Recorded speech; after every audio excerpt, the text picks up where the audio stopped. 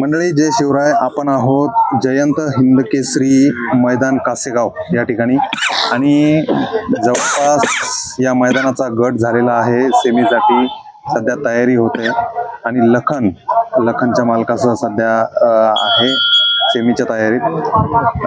मनोहर भाऊ चव्हाण आपल्यासोबत आहे. बऱ्याच दिवसानंतर मनोहर भाऊ चव्हाण कॅमेऱ्यासमोर आलेले आहे.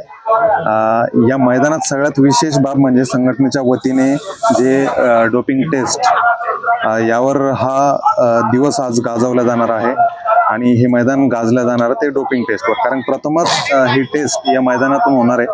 तर भाऊ काय सांगाल?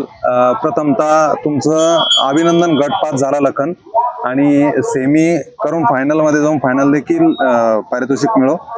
तर या संघटनेच्या वतीने, अखिल भारतीय बैलगाडा संघटनेच्या वतीने जो निर्णय घेण्यात आलेला आहे की डोपिंग टेस्ट करून फायनलसाठी जे बैल पात्र होतील त्यांची डोपिंग टेस्ट केल्या जाईल, त्याच्याविषयी काय सांगाल? तर कमिटीने घेतलेला एक चांगला निर्णय आहे. डोपिंग व्हायला पाहिजे. मी आधी पण तुम्हाला सांगितलं होतं, याच्या आधी जी मुलाखत घेतली त्यातही सांगितलं होतं मी की बैलाची डोपिंग टेस्ट घेतल्याच गेली पाहिजे. जे काय वजनल पडणारे बैल आहे ते समोर येतील आणि जे कुठले काय त्याला कृत्रिमरित्या इंजेक्शन वगैरे देऊन पडणारे आहे ते समोर येतील. त्यासाठी टेस्ट व्हायलाच पाहिजे.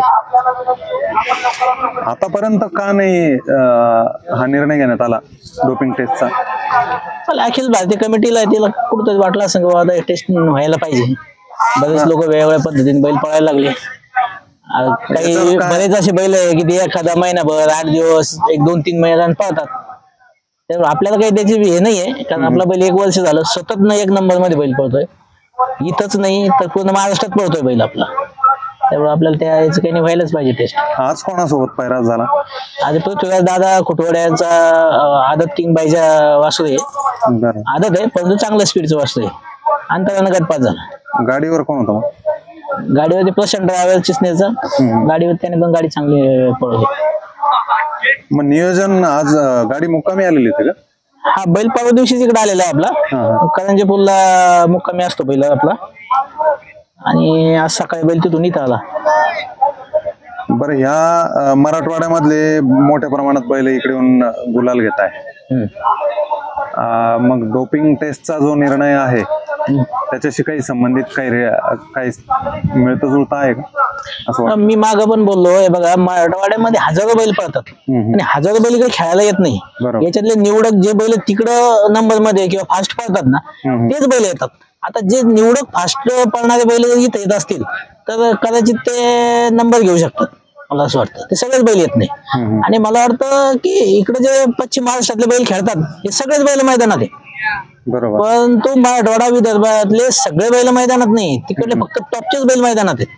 म्हणून त्यांनी अधूनमधून जरी नंबर घेतला तर त्यात काही असं हे वावगं नाहीये, ते घेतीलच. आज पैरा का बदलला तुम्ही आज? कारण की सतत मागच्या 1-2 मैदानात आझाद सोबत पळाला. माझ्या मते इकडं पश्चिम महाराष्ट्रात बकासूर सोबत झाला.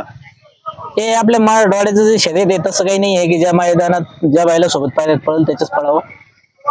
याचा मैदान पुढचं होण्याच्या आधी त्याच्यानंतरच्या मैदानाचं पण नियोजन झालेलं असतं. आता आपलं पुढचं 2-3 मैदानात नियोजन झालेलं आहे ऑलरेडी.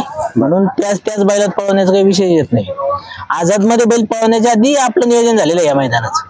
अच्छा, नाही. आणि इकडे जे अगोदर तुम्ही ज्यांच्यासोबत पैरे केले होते त्यांच्यासोबत पैऱ्याने लावले, त्यांच्या बैलाची पुढच्या मैदानाची पैरे झालेले असते ऑलरेडी. म्हणून पुढच्या मैदानामध्ये तोच बैल पळवण्याचा एकमेकाचा विषय येत नाही. आजचा पायरा कसा आहे? याचा जोडीदार जो आहे तो कसा आहे? असं आदत आहे पण चांगला टॉपचं पळणार आहे असं. हो, चांगला पळाला. चालेल मित्रांनो, हे होते मनोहर भाऊ चव्हाण, लखनचे मालक. आणि डोपिंग टेस्ट संबंधी बऱ्याच जणांच्या शंका कुशंका आहे, तर सामोरं जाण्यास मनोहर भाऊ चव्हाण हे तयार आहे, लखनचे मालक.